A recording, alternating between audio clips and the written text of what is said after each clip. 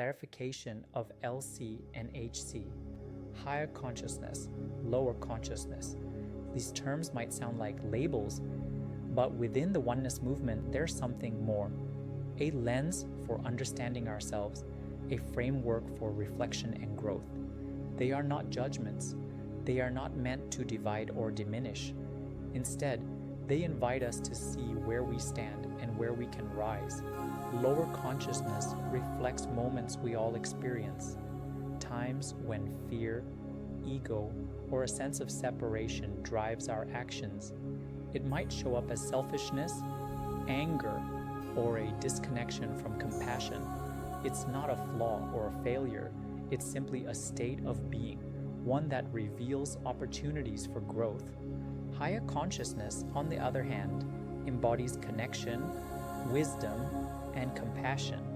It's the awareness of our shared existence, the understanding that every being is part of an interconnected whole.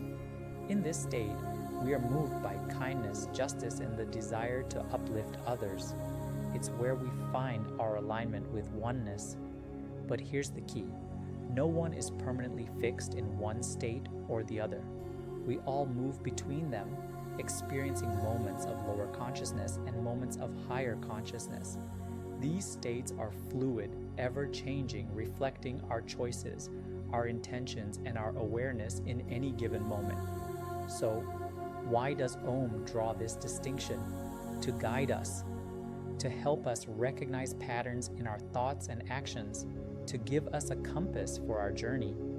When we notice that we're acting from a place of lower consciousness, it's not a reason for shame. It's an invitation, a chance to ask, how can I act with more compassion? How can I align more closely with truth, with wisdom, with oneness?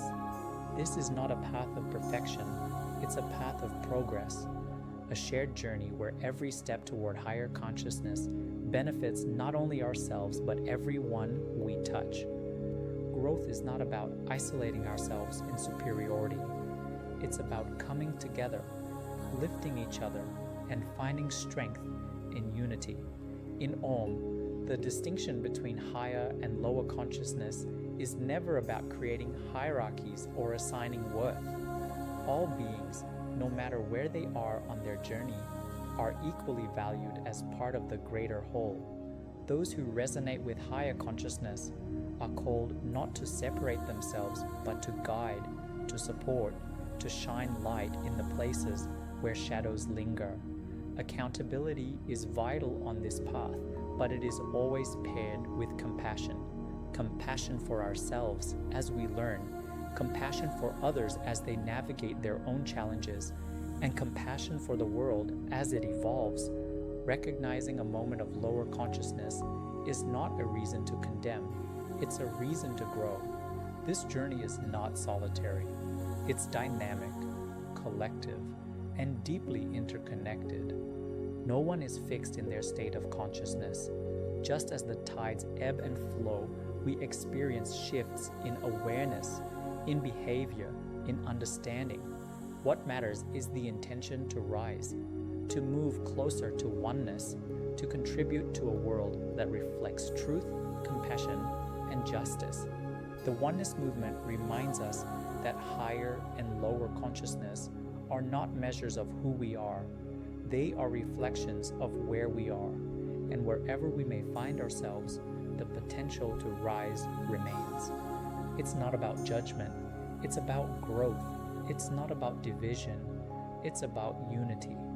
And it's not about who is better, but about how we can all be better together. Thank you for listening. To learn more, please visit the Oneness Movement website at omtruth.org. Together we are one.